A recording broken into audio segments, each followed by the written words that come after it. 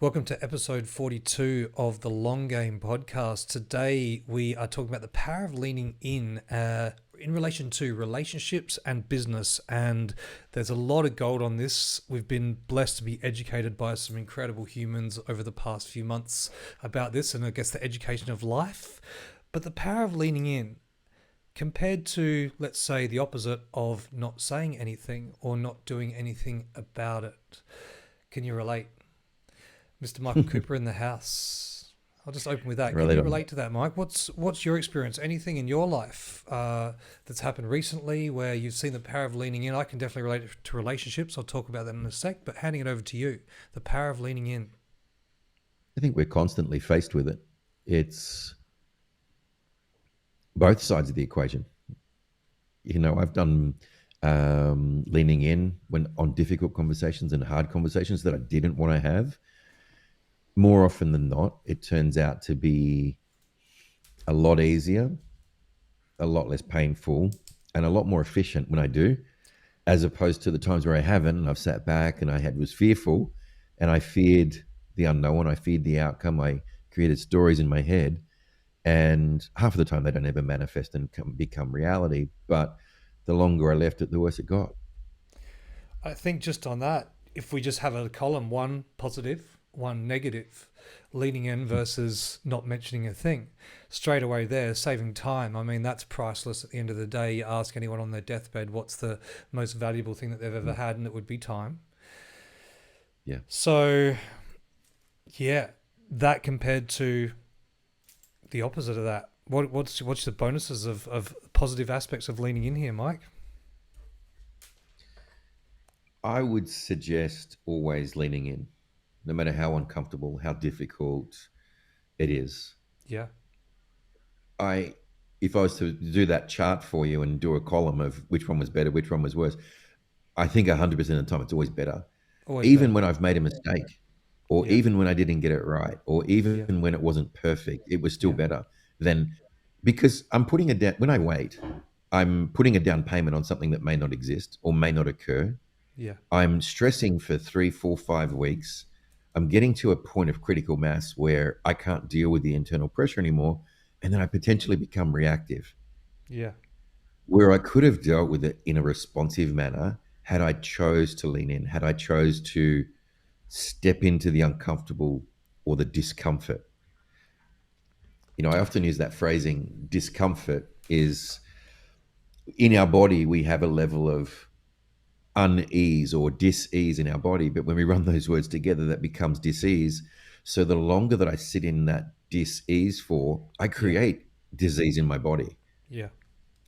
whether that's cancer, heart attacks, pressure, arteries, whatever, stress, cortisol. There's a list the length of my arm, and so I could actually knock that on the head by leaning in. And the impact that leaning in has on those other people as well. The other people around you, the people that we're maybe choosing not to lean in with, that is also having that dis-ease and discomfort Yeah. on the people around you. So taking that all into account, there's a lot in that. When I was with Remy Pearson in Melbourne a couple of weeks ago, we were speaking a lot about avoidant attachment versus anxious attachment. And one of the things that we got constructively criticized on a lot as an avoidant, e.g. myself, and I think 85% of men out there from what she was sharing. Do you want to share that stat that you shared with me? Can you remember it? The Where 85. it was where the avoidant is birthed from? Oh, yeah. So apparently, I don't know if anyone listening has seen the stats or the videos on the still face, let's call it the still face movement, where they've done all these exercises. You can see videos and stuff of it on YouTube where a parent will just stare at a baby, say a newborn-ish baby, and they'll basically be staring at them but not giving any reaction. So just literally a still Mm. face, no kindness, no love, no nothing, just deadpan staring straight through Deadpan. them. Mm.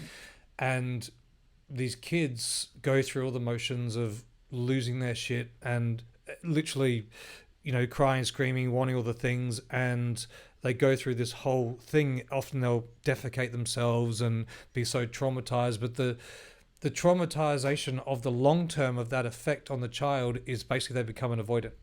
So to be an Mm. avoidant, if you trace it back to a newborn baby, for an avoidant to become an avoidant, factually, so the research says, they have to be abandoned in their cot as a child. So they have to be going through those things of having experiences where mum or dad never came to save them as a newborn child. That's how an avoidant is created. Does that make sense? A huge amount of sense. And when you look at the dating pool, the statistics are really common. So you said 85% of men are generally systemically avoidant, Yes. and I'm sure our female listeners would be a testament to that. Yes. 85% of the dating pool avoidant, which makes the dating pool really, because the secure ones are usually in relationships. Mm. So because they're not afraid of the intimacy. So it makes the dating pool really difficult because avoidance will never be with avoidance. Yeah. It's two negative charges just don't repel each other. Yeah. There's no attraction there. And so all from this, what when my generation of, like, let's say I was born 75, the self-soothing, let the kid self-soothe. um, and it's different across different nationalities and cultures as well. A lot of the Europeans don't even put their children down. They always cuddle them and hold them, and they're very expressive. Yeah. Lots of noise, lots of facial expressions, lots of hands. I've noticed in Thailand and in Bali, Indonesia, the child never gets put down. It gets passed from auntie to uncle to auntie to cousin to the kid never touches the ground. Yeah. It's constantly held, which means it's constantly safe.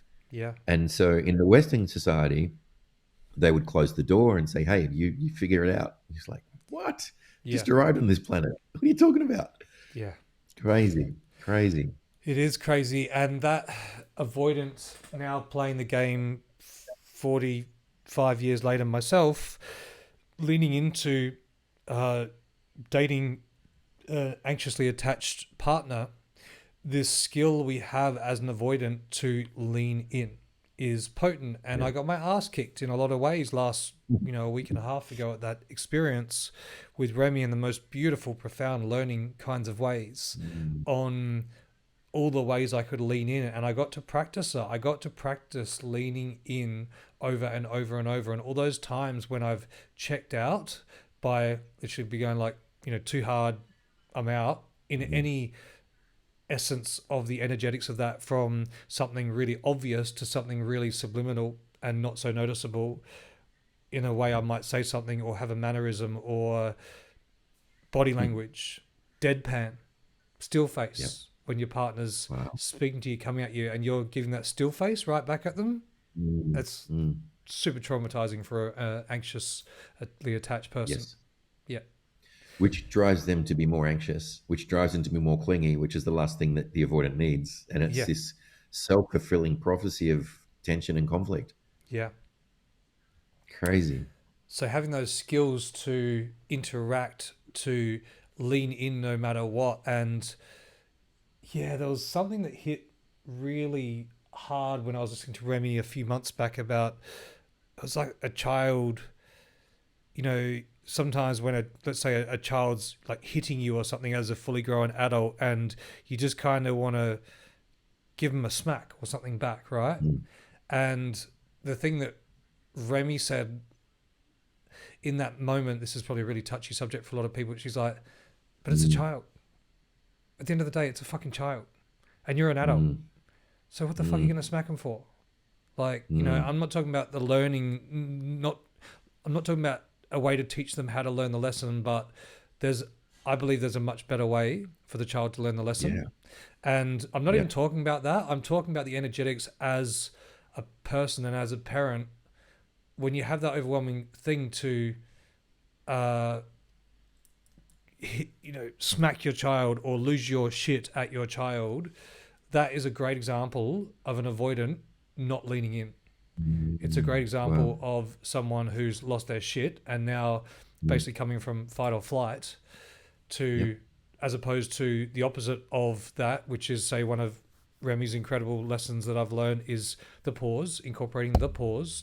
Mm, Firstly, pause. Notice what's going on in your body. Notice what's going on in your minds. If you can, call bullshit, because whatever you're thinking, mm, whatever's going on in your mind and your body is a mm, reaction to what's happening and probably not your authentic truth, your yep. authentic reaction. So taking the pause, observe what's going on in your mind and in your body, calling bullshit on yourself, processing, and then coming back. Something that she taught Mm, us too, as an avoidant, one of the things to notice is the sensation of heat. So in our body, when you feel any signs of heat, that's wow. so in your face, in your body, in your arms, in your skin, that's you going into full avoidant, like, you know, Wow. unconscious reaction. So guys out Yeah. there, girls out there, when you're feeling that and you're in that conversation with your partner and you feel a flush of heat, Yeah. can you feel a bit of it right now, Mike? Are you feeling any heat in your body right now? I don't feel the heat. No, but I know the times that I have, and I was Yeah, like, wow, yeah, of yeah, course. yeah, the heat. Like, Yeah, but I'm aware of the heat at the time. I'm conscious to it, not correlating it, not yeah, connecting the two with the yeah. nervous system response. So that was one of the Damn. amazing teachings, that is the heat is like the first thing that happens before, often before the Yeah. words. Yeah. Yeah, yeah. So when you're Wow. feeling that heat of like, but babe, you don't hear me. Like you're not hearing what I'm saying. Mm, yeah. Or you should be more like that, or all those things, all those avoidant types of words. Mm, The way, yeah, I'm sort of learning about it is those sorts of actions are actually abusive. It's actually abusive to those yeah. anxiously attached people. So then to now Mm, put myself in a place where it's like, wow, I've been abusive to my anxiously attached partner. It's a pretty extreme way to put it, but it's true. Literally, by the nature of the ways I was choosing to act as an avoidant and playing out my avoidant mm. subconscious patterns, I was abusive to my anxiously attached partner or friend because of the nature of the interaction as far as they're interpreting it. And just to put a caveat on that, completely unconscious. It's not a choice. It's not an intention. It's you're completely unaware of it. Well, yeah, It's but active. until I became aware of it, Now you're aware of it. So any point from here on in, it's you choosing it. yeah, It's, exactly. So at what but point up does it? until that point, it was unconscious. Yeah, but what's the like? What are you saying by that? What is? You don't know what you don't know. You didn't intentionally go out there to cause harm. Yeah, You didn't intentionally. It was a I guess what coping I'm saying. Are you mechanism saying based that to on. like make me feel better about it? Because it does a little bit. But what's the point of saying that?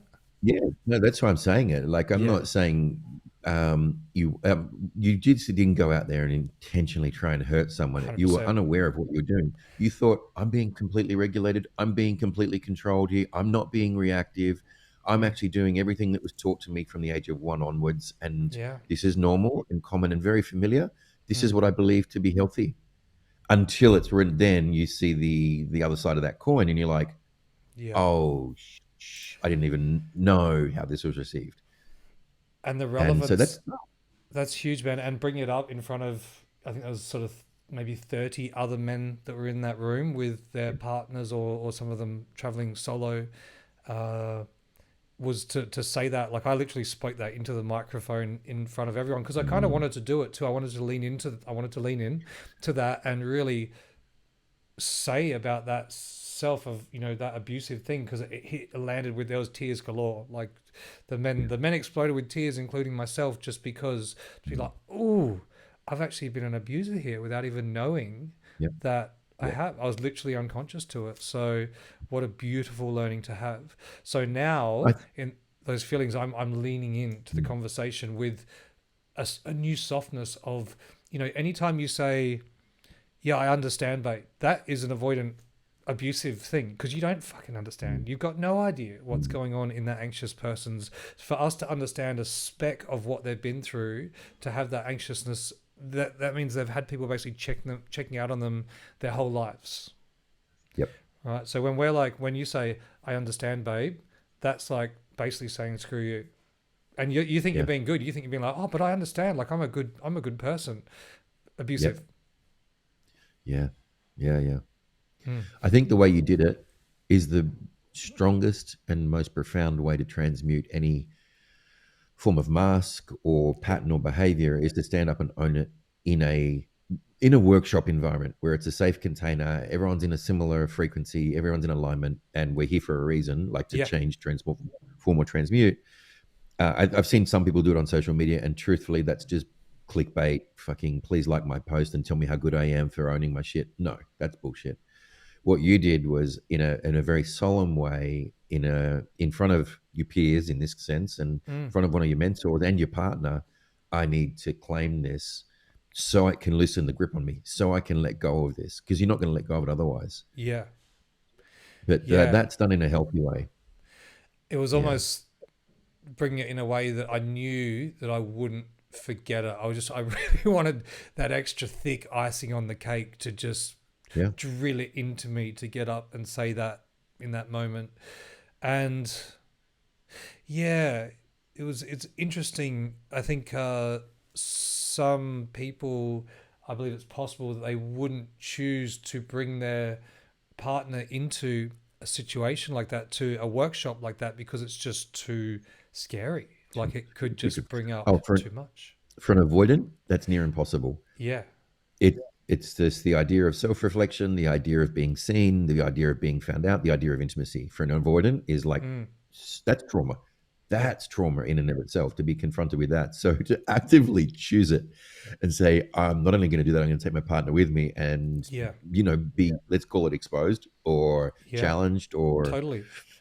confronted with this shadow. Take Yeah, away all the yeah, take away all the veils and let's get into it. That's what it's all about. So it was great.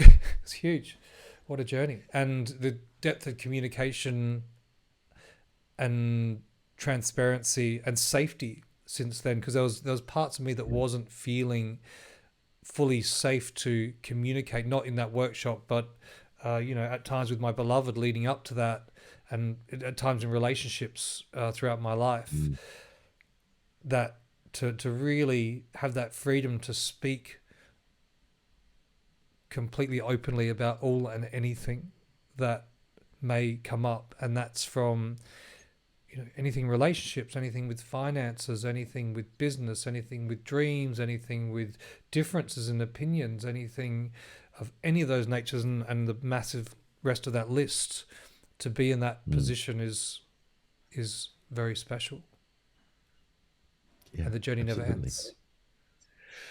Nope. So But on that's that, it. brother, Yeah. I think we land that one for today. Great. And yeah, just thank you for that share. Thank you for opening that little space that you're at a couple of weeks back in that workshop. I know how I can see how you would be now on the other side of that, and Yeah. how I understand will change from help me understand. Can you help me understand? Can you Mm. explain this to me a little bit better? And leaning in that way, I can see you doing that, and I love that for the both of you. I felt the heat in that conversation, by the way, when I was Oh, explaining it to you. I Yeah. bet you would have. When I I said to you, reckon "Can you you would have feel the felt it heat?" I more was on the feeling the day. heat. Yeah. I reckon you felt it more on that day in front of Remy. Oh yeah, yeah. There The, was the so heat would much have been heat on then. burning up, mate. Um, Yeah. Yeah. and I think next time, the next podcast, let's continue this conversation relating to business, because Mhm. I think that's a whole other conversation. Things like hiring Yep. and firing, and your team, and having toxic energy in your team, and that sort of thing. Let's maybe talk about some of that stuff, and see if we can relate the power of leaning in. Yeah. Love that. Thanks, guys. Episode 43 coming right up.